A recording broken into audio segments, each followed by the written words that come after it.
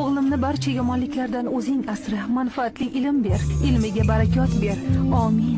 Umar, kelganingni ko'rmabman-am. Rosa yaxshi duo qildingiz, lekin duoni payg'ambar alayhissalomga salovat aytmasdan tugatdingiz. Sallallohu alayhi vasallam. Har bir duoni oxirida salovat aytish kerak. Hada, duoni istig'for bilan boshlab, keyin Allohga hamd va sano aytasiz.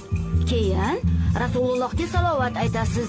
So'ng o'zingizga ham, boshqalarga ham duo qilasiz. Nima uchun duoni boshida ham, oxirida ham salovat aytiladi? Chunki Rasulullohga Alloh taolo ham salovat aytadi. Alloh taolo boshida va oxirida salovat aytilgan duoni rad etishdan hayo qiladi.